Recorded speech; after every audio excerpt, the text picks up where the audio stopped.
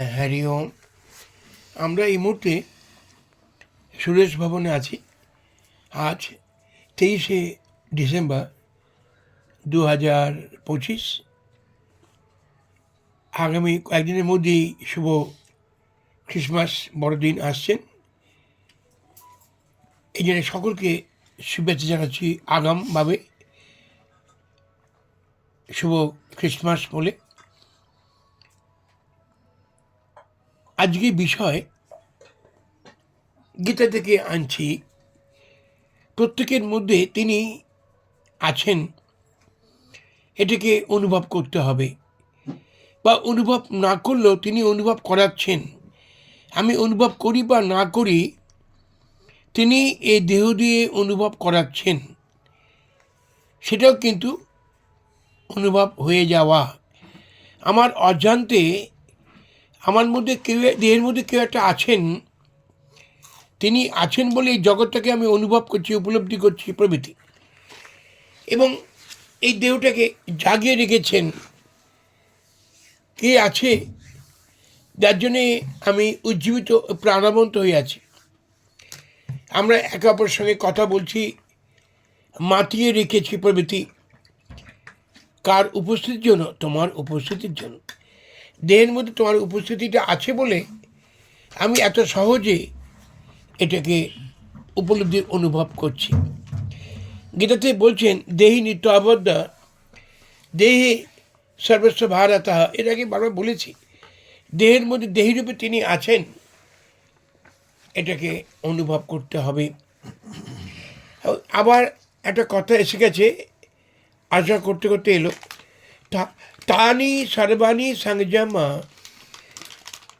যুক্ত আশ্রিত মত পরহ বসহি যচেন্দ্রাণি তস্য প্রজ্ঞা প্রতিষ্ঠিতা তানি সর্বাণী সংযম।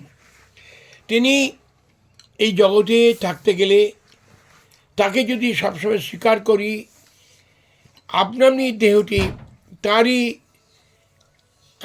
আন্ডারে চলে যাবে এবং বশীভূত হবে তারই আন্ডারে।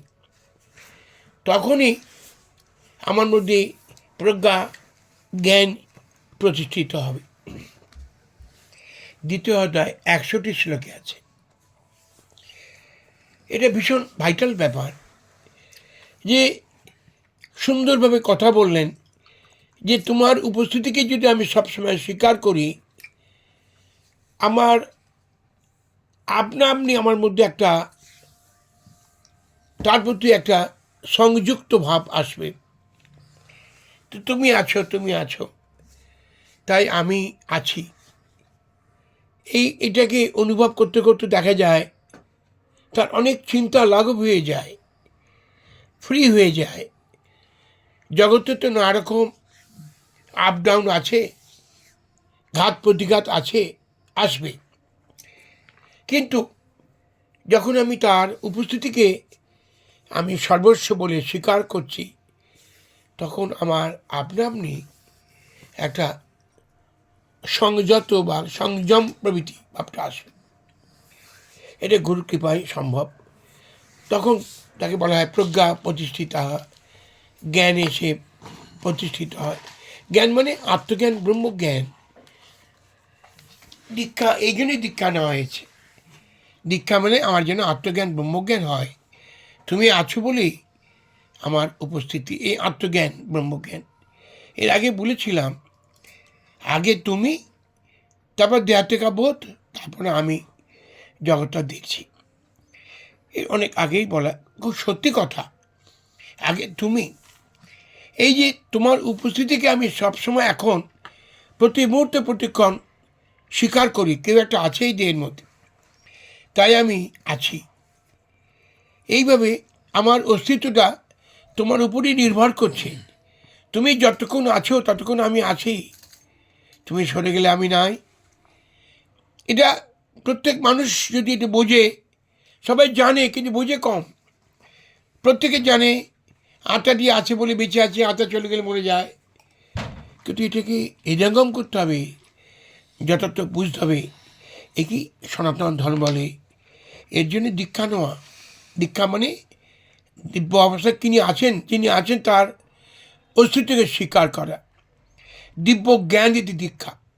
দিব্য অবস্থায় যিনি আছেন, যার করুণায় আমি জ্ঞানী হয়ে আছি, আলোকিত হয়ে আছি, এই জানাটাই হচ্ছে দীক্ষা। আত্মজ্ঞানকে দীক্ষা বলে, ব্রহ্মজ্ঞানকে দীক্ষা বলে। দীক্ষাতেই মোক্ষ লাভ হয়, দীক্ষাতে জীবন শুদ্ধ হয়, সাকসেস হয় প্রভৃতি। একজন প্রশ্ন করেছিলেন যে দেহর মধ্যে আছে সবসময় একটা হতাশ ভাব, অভাব বোধ থাকে, থাকবেই তো, দেহের ধর্ম। যোগী হলে, যোগী কাকে বলে? আমি তোমার সঙ্গে যুক্ত আছি। যোগী হলে অনেকটা হালকা হয়ে যায়। পার্থিব জগতের যে চিন্তা, অসংখ্য চিন্তা আমাদের যে বিভ্রান্ত করে দেয়, কিন্তু অভ্রান্তকে ধরলে, তিনি অভ্রান্ত, তাকে ধরলে আর চিন্তা দূরীভূত হয়, অনেক হালকা হয়ে যায়। বর্তমান যুগে এই জন্যে ভীষণভাবে এটা প্রাসঙ্গিক। আজকে ইয়াং ছেলেমেয়েদের কাছে প্রার্থনা, তোমরা ধ্যানে সংযম করবে, তোমার মধ্যে তিনি আছেন, তার উপস্থিতিকে অনুভব করবে, অনেক হালকা হয়ে যাবে এবং তুমি নিজে বুঝবে তুমি তাকে পেয়েই বসে আছো। তার জন্য কোনো দালাল লাগে না, কোনো খরচা লাগে না। তো আগেও তার সঙ্গে ছিলে, এখনও তাকে নিয়ে আছো, দেহান্তের পরও তাকে নিয়ে থাকবে। এই সুযোগটা বৈদিক মিশনের ভাবধারার মধ্যে এলে এটা সহজলভ্য হবে।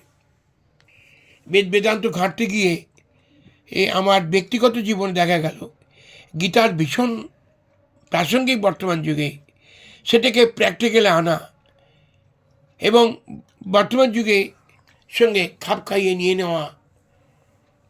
জাগতিক আর আধ্যাত্মিক নিশ্চয়ই যেটা প্রয়োজন আছে। তুমি আছো বলে তো জাগতিক ভোগ করছি, তুমি চলে গেলে জাগতিকের কী প্রয়োজন আছে? তুমি যতক্ষণ আছো তখন জাগতিক আছে, জগতের সঙ্গে মিশে আছে, পুত্র পরিবার সংসার নিমিত্ত আছে। আর দেই তুমি সরে গেলে এ আর এক মুহূর্ত থাকবে না, ছাই হয়ে যাবে দেহটা। এইভাবে আপনকে মেনে নেওয়া। আবার সেই গীতা কথা চলে আসছে দুটো শ্লোকে, যেটা প্রায় বলি, আনান্যাস চিন্তায়ন্তে মাং যে জনা পর্যুপাসতে তেষা নিত্যাভিযুক্তানাং যোগক্ষেম বাহামা। একাগ্র মনে যে আমার এই উপস্থিতিকে অনুভব করে, সে আর আমি এক হয়ে যাই, দেহের যোগক্ষেম আমি বহন করি। গীতা। আবার বলছেন, সব ছেড়ে দাও, আমাকেই স্মরণ করো, আমি পারি সকল সমাধান করতে, তিনি পারেন। সর্বধর্মান পরিত্যাজ্য মামেকং শরণং ব্রজ অহং তাং সর্বপাপেভ্যো মোক্ষয়িষ্যামি মা শুচ। এই সুযোগ আমরা পেয়েছি। বৈদিক মিশনের ভাবধারা আগামী প্রজন্মের মধ্যে ছড়িয়ে যাক। বৈদিক মিশন ছেলেমেয়েদের কাছে আবেদন নিবেদন, আপনারা এটাকে হৃদয়ঙ্গম করে সকল ছেলেমেয়েদের মধ্যে এই ভাবধারা আনুন। এতে আলোকিত হবে সমাজ, আলোকিত হবে, উন্নত হবে। একাত্মবোধই হচ্ছে সনাতন ধর্মের ভিত্তি। আমি যে তুমি, তুমি যে আমি, একহম অদ্বিতীয়ম একহম, আমি এক অদ্বিতীয়। গীতাতেও বলছেন আমি আত্মা, সকলের মধ্যে আছি। আইম আত্মা গুরা কেশা সর্বহৃদয় স্থিত। এই এক তত্ত্বের কথা গীতা বলছে, বেদান্ত বলছে, আমরা এই এক তত্ত্বের কথা বলছি। একে এলে কোনো ভেদ নাই, আর এক থেকে দুই গেলেই ভেদ আরম্ভ হয়ে যাচ্ছে। ভেদ হলেই সংঘাত, ভেদ হলেই বিভেদ তৈরি হবে। আমরা অভেদ তত্ত্বে যাচ্ছি। বৈদিক মিশনের ভাবনাটা অভেদ তত্ত্বের পথ। সকলের কাছে আমাদের আবেদন, আমরা ধ্যান দিয়ে আমাদের কথা শুনবেন এবং অভেদ তত্ত্বে আসুন। আপনার প্রশ্ন থাকতেই পারে, আপনার প্রশ্ন করবে, উত্তর দিতে আমরা বসে আছি উত্তর দেওয়ার জন্যে। এই বলে আমার বক্তব্য শেষ করছি। হরি ওম তৎসৎ।